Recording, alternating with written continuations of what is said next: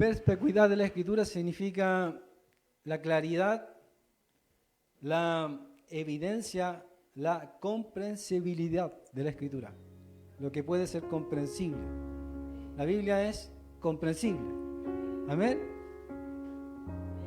Como la Biblia es comprensible, usted la puede entender al leerla, mediante también el Espíritu Santo que usted ha obtenido de Dios. Porque las cosas espirituales se tienen que discernir espiritualmente. Por lo tanto, usted sin el Espíritu Santo, cuando va a la letra de la Escritura, no va a entender nada. Pero con el Espíritu Santo usted puede entender. Amén. Y no me quiero explayar mucho porque había conceptos filosóficos detrás de eso. Pero vamos a la Escritura, a leerla. Segunda Tesalonicenses 2:14. Lo que es la tradición. Antes de hablar de lo que es la claridad de la Escritura, la perspicuidad de la Escritura, tenemos que hablar de un tema para llegar ahí. Entonces, dice el apóstol Pablo, a lo cual os llamó mediante nuestro evangelio para alcanzar la gloria de nuestro Señor Jesucristo. Así que, hermanos, estar firmes y retener la doctrina que habéis aprendido, sea por palabra o por carta nuestra.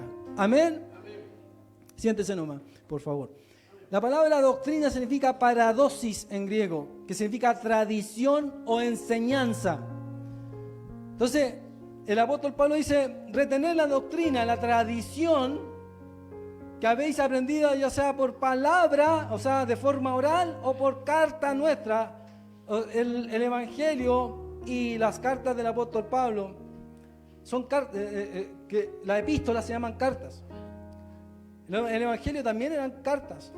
Todo el Nuevo Testamento son cartas. Amén. Lucas, cuando le habla a Teófilo, le dice las cosas que han sido ciertísimas entre nosotros, te escribo, oh excelentísimo Teófilo, que era un sacerdote en Israel. Entonces le está enviando una carta, y el evangelio de Lucas más la carta de los Hechos es una sola carta que después se divide en dos, dirigida a la misma persona. Entonces, ya sea por palabra, por carta nuestra, está hablando del Nuevo Testamento también, el apóstol Pablo. Y acá hay que hablar de cierta doctrina que enseña la Iglesia Católica, y por eso tengo que hablar primero de lo que es la tradición. ¿Qué es lo que es la tradición para la catolicidad y qué es lo que es la tradición para el evangélico o para la Iglesia Católica Romana? En otro versículo dice el apóstol Pablo en 2 Corintios 11:1, dice, sed imitadores de mí, así como yo de Cristo. Os alabo, hermanos, porque en todo os acordáis de mí y retenéis las instrucciones tal como os la entregué.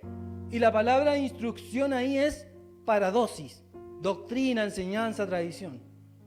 Y retenéis la tradición tal como os enseñé. Amén. O como los entregué, es decir, ustedes escucharon de mí y eso mismo retienen. Amén. ¿Por qué? Porque las cartas primero no se escribieron, los evangelios primero y las cartas de Pablo, y después se transmitió el evangelio. Fue al revés.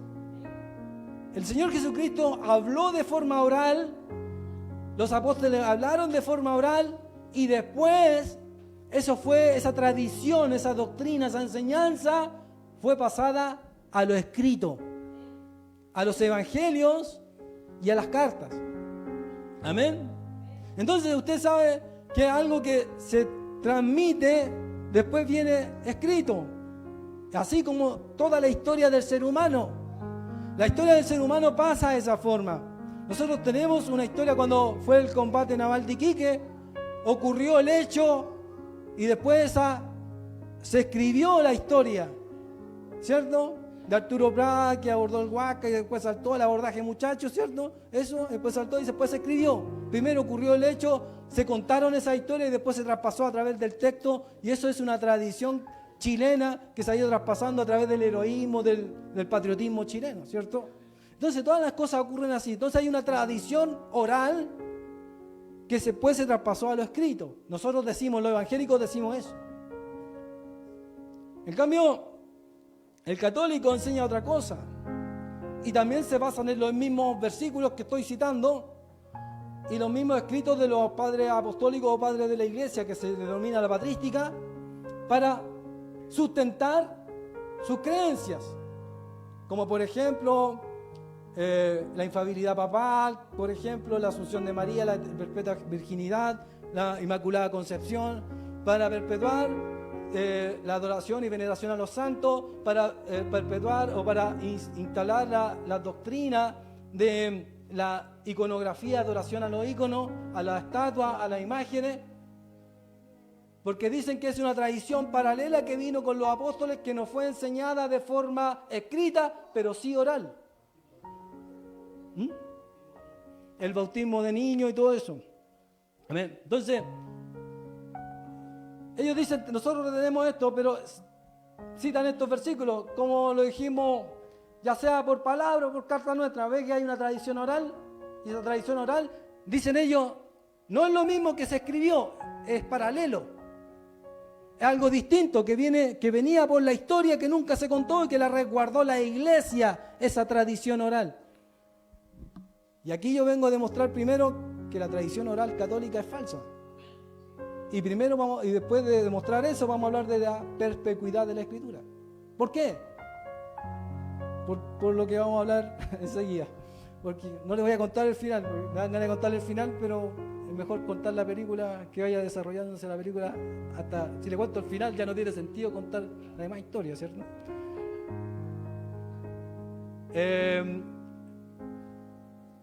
San Clemente dijo, la iglesia de Dios, Clemente Romano, que fue uno de los padres apostólicos,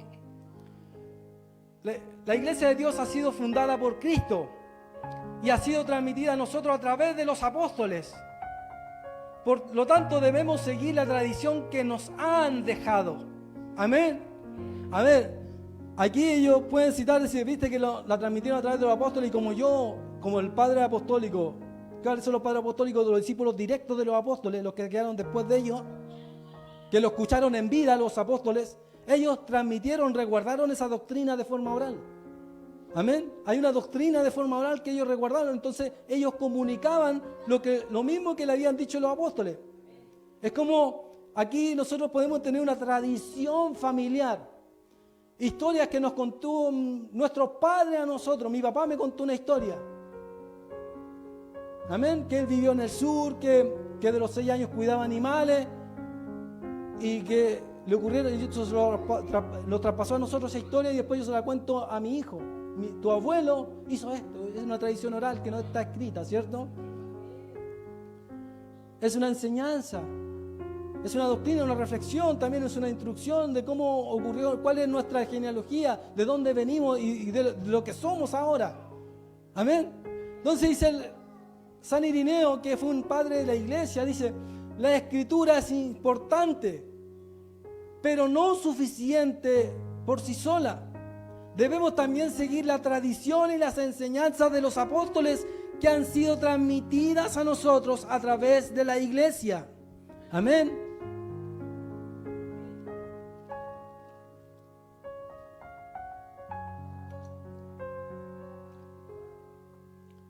¿Qué dice San Irineo? La escritura es importante, ¿cierto? Pero no suficiente por sí sola.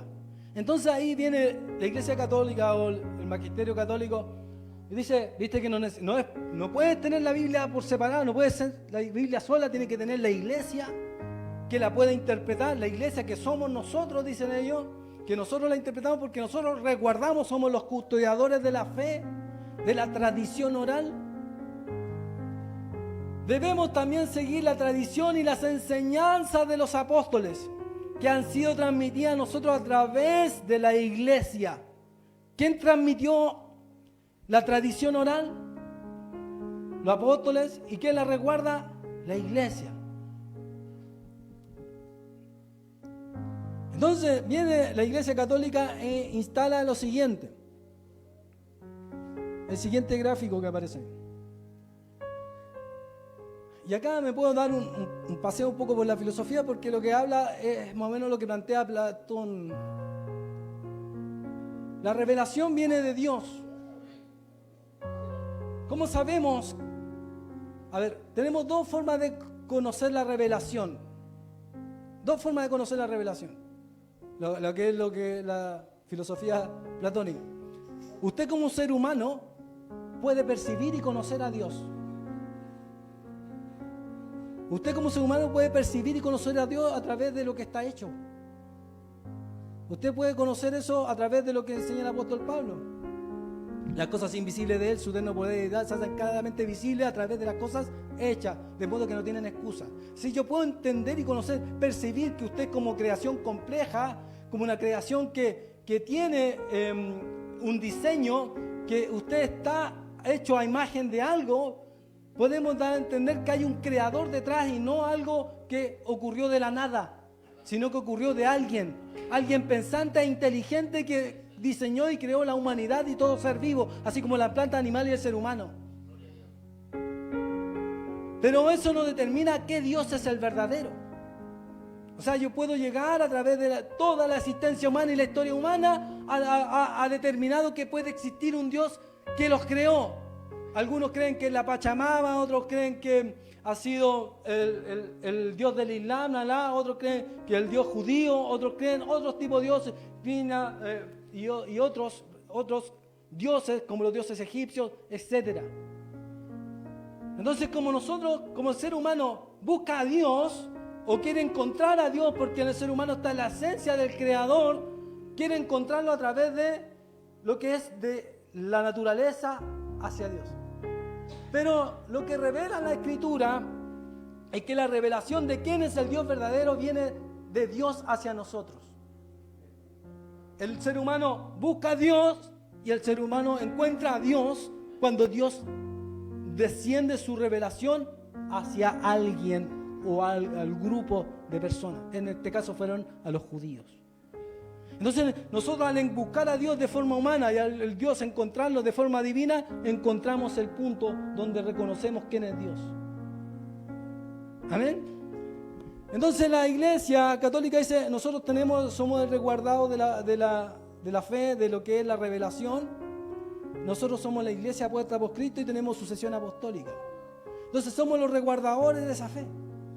Sabemos quién es la revelación, que es el Dios de los judíos y que se reveló a través de Jesucristo. ¿Ya? Como la Iglesia tiene que tener, la Escritura no es suficiente por sí sola porque la Escritura revela a Dios, pero alguien tiene que estar interpretándola porque alguien tiene que darle el mensaje correcto, dice la Iglesia Católica. Nosotros somos ese agente, somos esa institución que le da el mensaje correcto. Eso dice la Iglesia Católica Romana. Entonces usted tiene una estructura de esta forma, donde la Iglesia es el clero, donde el que está por encima tiene que ser el máximo pontífice, el que tiene la revelación directa con Dios, porque el sumo sacerdote puesto por Dios en la tierra, que según ellos ese es el Papa, porque la institución humana, o sea, la institución que vemos en el mundo real, para ellos tiene que tener una cabeza, tiene que tener un cuerpo, que es el clero, y tiene que tener la Escritura. Por lo tanto está el Papa, el clero, que son los maestros, que son el clérigo de la Iglesia Católica, y está la Biblia subordinadas a ellos. Porque ellos son los que la interpretan, por lo tanto ellos son los que la tienen por debajo. La Biblia está por debajo de la Iglesia Católica, del clero. Y después vienen los laicos, los que ellos obedecen. El laico obedece la Escritura que enseña la Iglesia Católica. Por lo tanto, una iglesia donde está separado en dos partes de la Iglesia Católica. El laico, el que obedece, el que asume los sacramentos, que son enseñados por la Iglesia Católica. Son parte de la iglesia, pero no son parte del magisterio. Y el que resguarda esa verdad es el Papa y son el clérigo, que son el magisterio junto con el Papa. Y la Biblia es un instrumento para ese magisterio. ¿Se entiende? Eso es lo que cree la Iglesia Católica. Usted no puede llegar a la Biblia por sí solo porque usted tiene que tener a alguien que se la enseñe. Eso es lo que dice la Iglesia Católica. Alguien se la tiene que enseñar. Usted no es suficiente por sí solo porque usted por sí solo no la puede entender.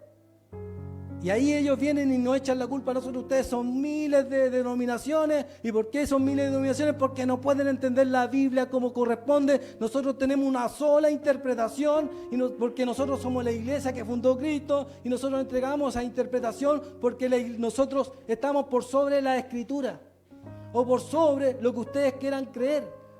Porque para ustedes la Biblia es inteligible, es decir, que no puede ser entendible sin nosotros. Por eso la Iglesia Católica nos manda a estudiar la Escritura a sus feligreses. Lo que les manda es obedecer a la Iglesia. ¿Se da cuenta de lo que estoy hablando? ¿Por qué tengo que hablar de perpetuidad? Porque es el principio fundamental del evangélico. La claridad que tiene la Escritura y que nosotros por nosotros mismos con el Espíritu Santo sí podemos entenderla. No necesitamos de un magisterio especial que nos venga a revelar, porque si tenemos el Espíritu Santo sí podemos entenderla. ¿Va entendiendo para dónde va mi punto? San Irineo dijo, la iglesia necesita que no era suficiente solamente la Escritura, sino que se necesitaba a la iglesia que mantenía esa tradición de los apóstoles. Y en eso se puede basar la Iglesia Católica. Pero la sola Escritura, que es el principio fundamental, el principio epistémico de que nosotros nos establecemos como evangélicos, dice lo siguiente, o es lo que yo le puse como enunciado, el siguiente: la sola Escritura declara esto, la sola Escritura. Es lo que creemos los reformados. La iglesia reformada somos nosotros. Usted es una iglesia reformada. Cuando le dicen protestante, le están diciendo desde el punto de vista católico. Usted es protestante porque protesta contra la iglesia católica. Nosotros, en nuestra base, somos reformados, no protestantes.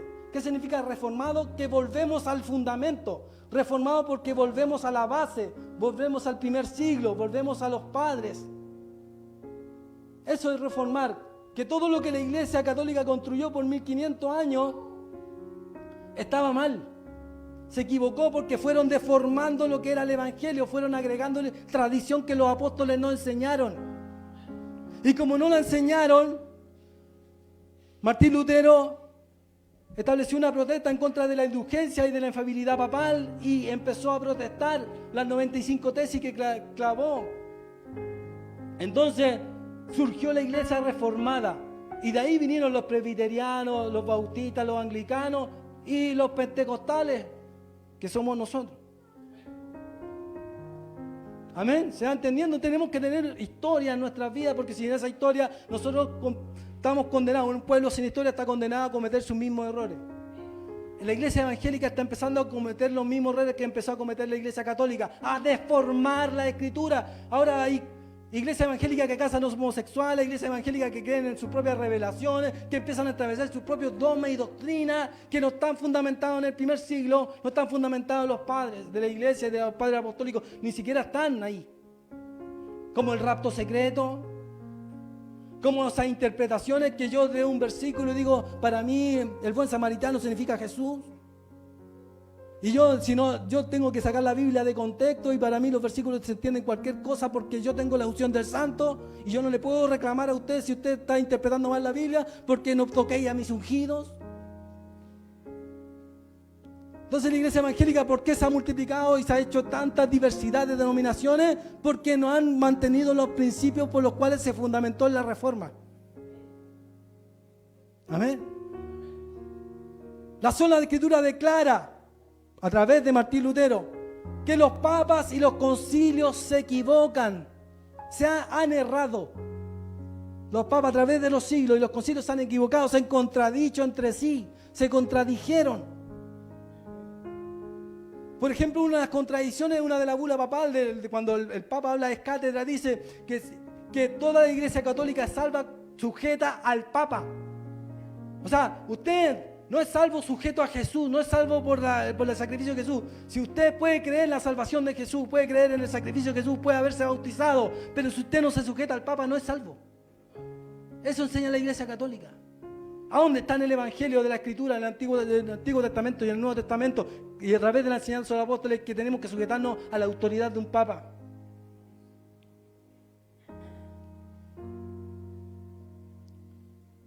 Y la Escritura es la única fuente inerrante, que significa que no se equivoca, que no tiene error. Inerrante, que no contiene error. Es infalible, que no se equivoca. Por lo tanto, como el magisterio, el Papa y su clero o sus maestros se equivocan, son falibles, la Escritura es la máxima norma de autoridad de la cual la Iglesia se subordina. Y la figura que queda es el siguiente gráfico. Después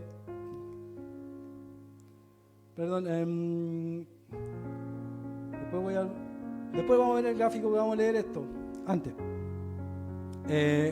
Gregorio de Niza, en el 335 al 395, dijo esto: no es lícito alterar el significado de lo que está escrito, ni inventar algo fuera de lo que nos enseña la Divina Escritura.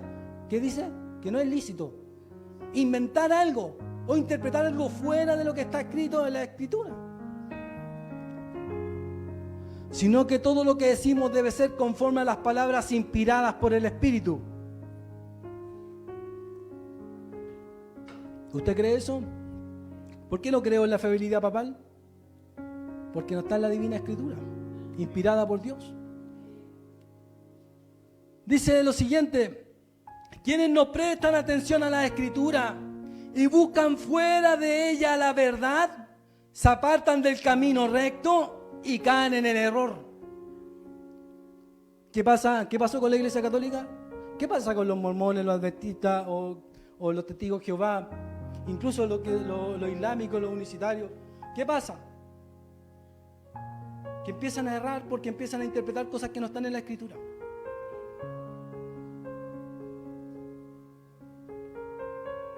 Esta es la estructura de la reforma revelada por Dios.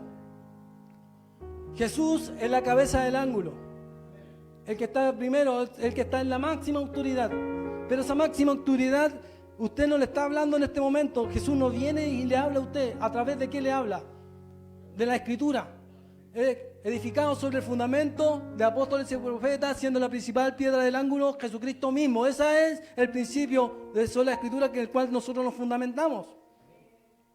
Es decir, lo que escribieron ellos era lo inspirado, apóstoles y profetas. Y después nosotros tenemos que rescatar la historia. Ahora, usted puede pescar la historia, dejarla a un lado y volcarse a la Escritura. Pero en la reforma lo que hicieron era volcarnos a los padres apostólicos, decir qué creen ellos, qué interpretaron ellos, o qué le enseñaron los apóstoles a ellos y qué escribieron de los apóstoles que no está en la Escritura. Amén.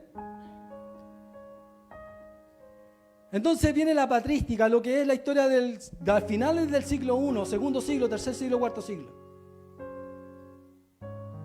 Y después vienen las doctrinas que nosotros creemos y hablamos y enseñamos a través de lo que es en los ministerios de evangelista, pastor y maestro.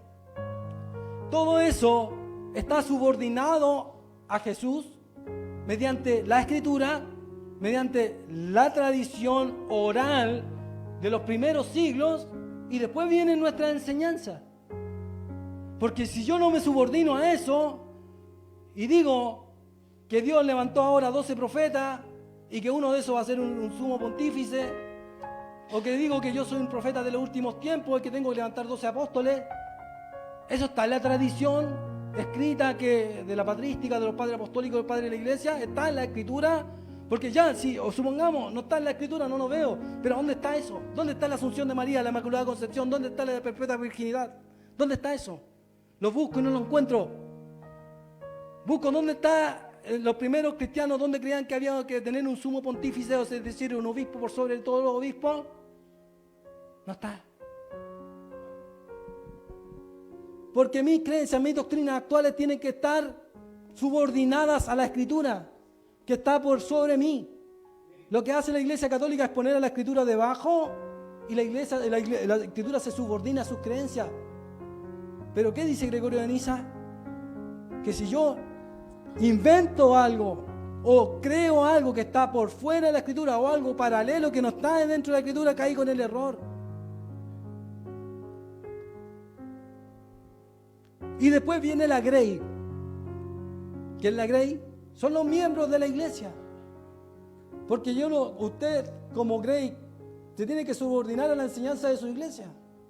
Si usted no cree en la enseñanza de la iglesia, se va a otra iglesia donde usted le enseñe lo que usted quiere creer. Aquí Dios no lo obliga a estar en ningún lado donde usted no quiere creer lo que le enseñan. Si usted quiere ser judaizante, ir y creer en las tradiciones judías o guardar el sábado, es su problema. Pero por la historia, por el cristianismo y por la Biblia, por todo, usted puede darse cuenta que el día domingo es el que guardaban los cristianos. Si no quiere creer eso, ya es su problema. Si uno no quiere creer a los maestros, a los pastores que son maestros, a los evangelistas que son maestros, porque cada uno de ellos es maestro. Un pastor tiene que ser maestro de su iglesia, un maestro didascalo tiene que ser maestro de su iglesia. El evangelista, para ir a enseñar a la gente que es indocta, que no sabe nada de Dios, tiene que ser maestro para poder hablar del evangelio. No puede ser una persona indocta enseñando cosas que no sabe.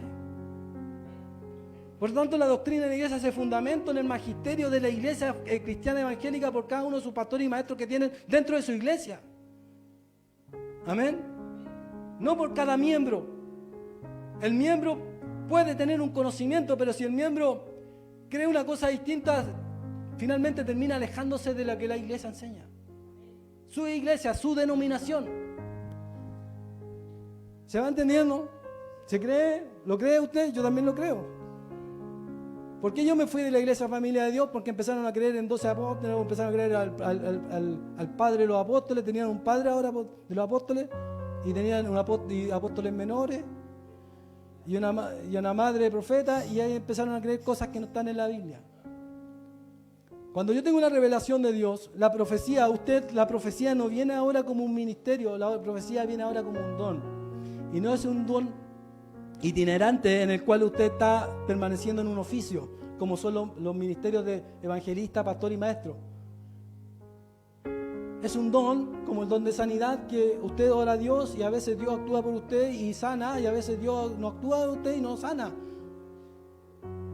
Así actúa la profecía actualmente en la iglesia, porque ya los apóstoles y profetas ya hablaron. El oficio ya está cumplido. Lo único que puede operar ahora es el don.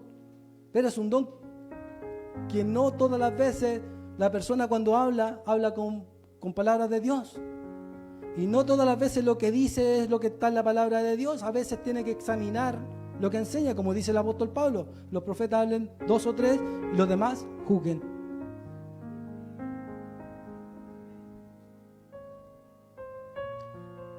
Y así dice 1 Corintios 15:1. Además os declaro, hermanos, el evangelio que os he predicado, el cual también recibisteis, en el cual también perseveráis. ¿Quién lo predicó? ¿Quién lo enseñó de forma oral? El apóstol Pablo dice: el evangelio que os he predicado, el cual recibiste, el cual también perseveráis, por lo cual asimismo, si retenéis la palabra que os he predicado, sois salvos si no creísteis en vano. O sea, lo que yo le enseñé es lo que es el evangelio, es lo que escucharon de mí. Pero este evangelio estaba sustentado sobre la nada. ¿Se inventaron una historia los apóstoles o se sustentaban algo donde estaba firme? En el siguiente versículo lo dice, mire: porque primeramente os he enseñado, lo cual asimismo recibí, que Cristo murió por nuestros pecados. ¿Conforme a qué? ¿A qué cosa? ¿A algo que se le ocurrió? ¿O algo que estaba en la base de la Biblia? ¿Qué estaba primero? La escritura. La interpretación, lo que enseñó Jesucristo era la revelación, la confirmación de la Escritura. No vino a decir algo que no estaba en la Escritura. La infalibilidad, papá, no está en la Escritura. Mire, la perpetua virginidad de María no está en la Escritura. La asunción de María no está en la Escritura. No están en la Escritura. Por eso no las creemos. Si estuvieran ahí, las creería. Pero como no están ahí, no están en el Antiguo Testamento, no están en el Nuevo Testamento. ¿Por qué creo que Jesús murió y resucitó? Porque vino una persona y dijo: yo digo esto. No, porque lo que estaba fundamentado a través de la enseñanza de la doctrina de transmisión oral era la interpretación correcta de la Escritura. Que fue sepultado y resucitó al tercer día, ¿conforme a qué? A la Escritura, ¿cierto? Principio de sola Escritura. Porque por eso dice el Señor Jesucristo esto: era necesario que se cumpliese todo lo que está escrito de mí, en la ley de Moisés, en los profetas y en los salmos. Entonces les abrió el entendimiento para que comprendiesen ¿qué? La Escritura. Es decir, si los apóstoles no hubieran escrito el Nuevo Testamento, habríamos tenido el Antiguo Testamento con esas mismas creencias. El Antiguo Testamento es la base o la comprobación del Nuevo Testamento. Es decir, ¿cómo compruebo el Nuevo Testamento? Con el Antiguo Testamento. Se unen, se ligan entre sí. Ahora, ¿qué postulamos los evangélicos? Y esto es lo que tenemos que creer. Que toda la transmisión oral y doctrina que enseñaron los apóstoles no era nada más distinto a lo que enseñaron en la misma escritura escrita. Es decir, la tradición oral o la tradición que hablaron los apóstoles está fundamentada en los padres apostólicos, y los padres apostólicos hablaron de lo mismo que escribieron los apóstoles. No hablaron cosas distintas. Amén. Y por eso dice San Irineo esto mismo. ¿Qué necesidad hay de buscar otra verdad fuera de lo que han escrito los apóstoles? ¿Qué necesidad hay de buscar otro maestro fuera de Cristo? Los apóstoles han dejado escrito lo que habían visto y oído, creemos en ello y no necesitamos buscar otra verdad. Es decir, lo que ellos mismos resguardaban como interpretación bíblica era lo mismo que habían enseñado a través de los escritos de los apóstoles. Si usted quería comprobar lo que la iglesia decía, era a través del Nuevo Testamento, en cierta medida. Es decir, las cartas de los apóstoles era lo mismo que nosotros hablamos de forma oral. Esa tradición oral es lo mismo que usted lo puede ir a comprobar a través de los escritos. Es decir, está fundamentado una cosa con la otra. Lo que la Iglesia Católica trata de decir es que hay algo adicional que no estaba escrito por los apóstoles, pero que ellos sí guardaron. Pero los padres apostólicos ni siquiera la transmitieron. Hasta el IV siglo, después del V siglo, empezó la Iglesia Católica a tergiversar la adoración y veneración a los santos muertos, la adoración a la estatua, o lo que es veneración a la estatua. Eso vino después del V siglo. La conformación de la Iglesia Católica vino después, de la Iglesia Católica Ortodoxa y la Iglesia Católica Romana. Por eso nosotros tenemos que recatar la patrística hasta del IV siglo hacia abajo. O incluso puede ser del V siglo, pero hay que empezar a seleccionar cuáles son los que empezaron a tergiversar la doctrina. ¿Se da cuenta que nosotros nos basamos en lo que los hechos históricos declararon y no en cosas que no están declaradas ni siquiera en la historia? No sé casi me va entendiendo, pero esto tiene que ver un poco con historia y es un poco, para mí, es importante. Por eso Gregorio de Niza dice, no necesitamos buscar de la Escritura la luz, no necesitamos buscar fuera de la Escritura la luz para la verdad, pues la Escritura es suficiente para enseñarnos sobre Dios. Pero aquellos que buscan comprender sin preparación corren el riesgo de tergiversar su significado. Por eso toda iglesia evangélica necesita maestros, pastores, gente que esté enseñando a la Grey, porque tienen que ser gente preparada. Y no la misma Grey enseñándose a ellos mismos, porque como no tienen la preparación no pueden enseñar a los demás. ¿Cómo voy a enseñarle algo a los demás si ni siquiera yo lo sé, no lo sé a finalidad, no lo sé de forma definitiva? No lo sé de forma experta, como dice el apóstol Pedro, los indoctos y los inconstantes destruyen la Escritura para su propia perdición. Por eso después viene, que los padres apostólicos y los apóstoles nos enseñaron que había que guardar el día domingo. Me dice usted, ¿y qué me lo dijo? Me lo dijo mi pastor. ¿Ya? Y el pastor era el maestro, entonces ¿quién discierne que si el pastor está bien o mal? La Escritura, ¿cierto? Pero él dijo, no, pero mi pastor lee la Escritura y nos dice que es solamente el día sábado. Entonces, ¿quién lo discierne a él? Entre pares, entre iglesias, nos vamos demostrando entre nosotros mismos el error. Ya que él no se puede sujetar a nadie más, y él es su propio intérprete de la Escritura, pasa a un soloísmo bíblico, lo que es en la nuda Escritura, o creer que él tiene la revelación directa de Dios y pasa a ser un mini papa. Y como él no entiende como mini papa que había que guardar el día sábado, no sé, o que hay que volver a las costumbres judías, o que ahora hay pastoras, o que ahora hay nuevos apóstoles, o que ahora hay ministerio profético y por lo tanto tengo que declarar nuevos profetas dentro de cada iglesia para que cada vez que se van a decir cabeza pescado, aunque no estén en la Escritura, son profetas igual. Entonces, ¿quién a ellos lo juzga? ¿Quién discierne eso? ¿Quién discierne que así está bien o está mal? La otra iglesia evangélica que están separadas de ellos dicen, mira, apuntamos con el dedo, esos pastores que casan homosexuales están cazando el pecado. Esos pastores que están levantando nuevos apóstoles, esos pastores están en pecado. Esos apóstoles que se declaran a sí mismos apóstoles no son verdaderos apóstoles porque Jesús no se le apareció en persona para decirle tú soy mi apóstol. ¿Se da cuenta? ¿Por qué existen tantas iglesias evangélicas? Porque han pescado los principios y los han tergiversado.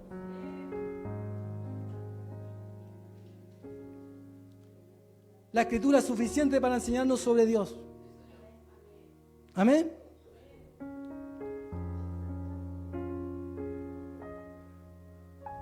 Se me ha pasado rápido el tiempo, creo que ya 34.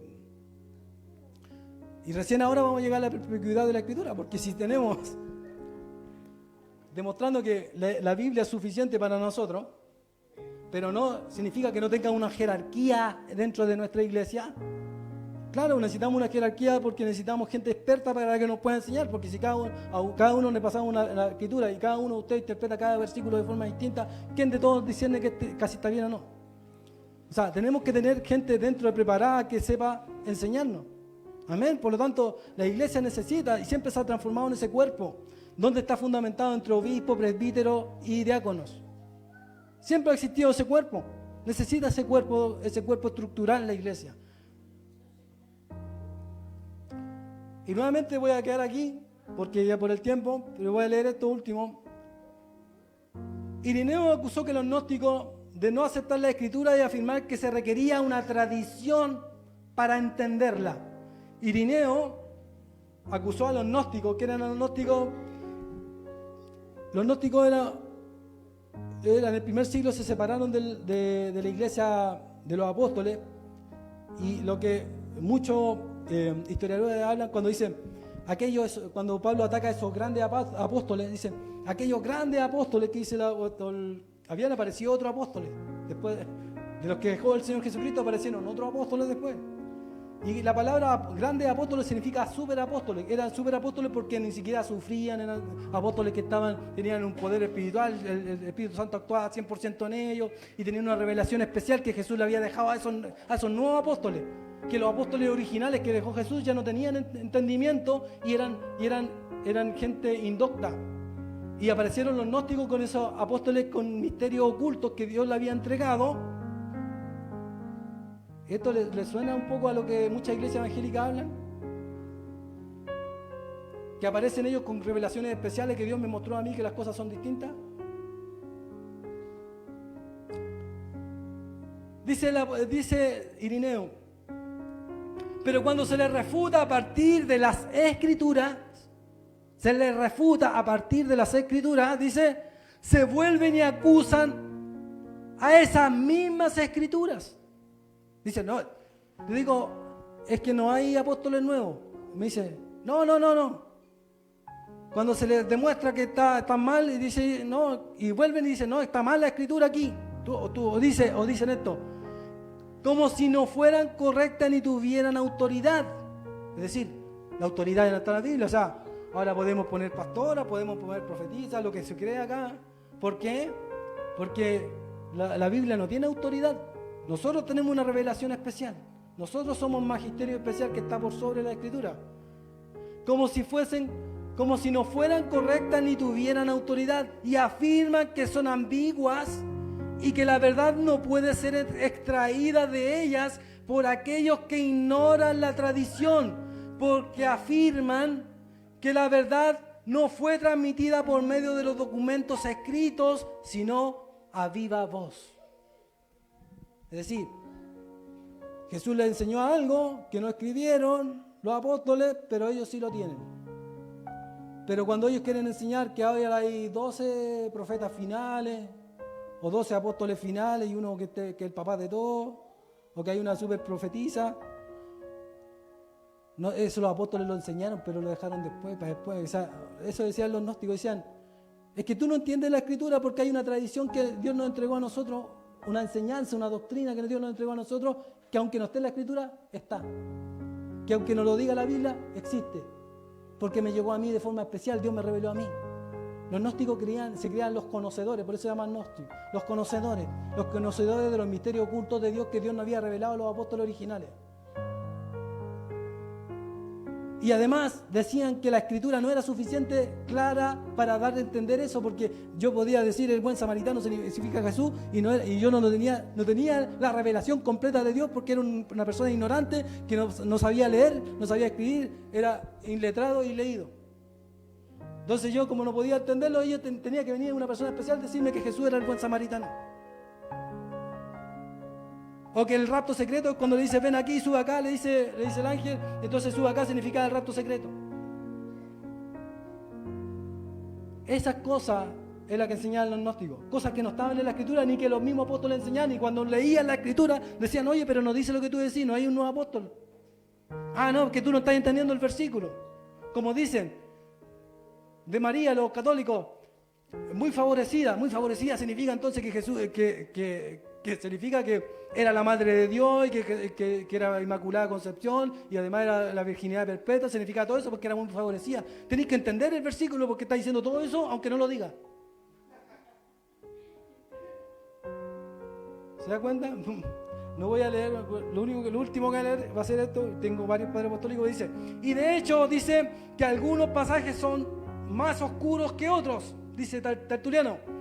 No como no puede sino ser correcto. Sí, es correcto que hay unos pasajes que son difíciles de entender o son más oscuros, más difíciles. Dice, como hemos demostrado arriba, las declaraciones inciertas sean determinadas por las ciertas y las oscuras por las que son claras y sencillas. Es decir, toda escritura se puede entender desde los pasajes más claros hasta los pasajes más oscuros. Es decir, cuando yo hay algo difícil de entender, tengo que buscar en la escritura otra cosa que hable de lo mismo y que lo clarifique de forma clara. Eso es perspicuidad de la escritura. Amén. Pongámoslo de pie.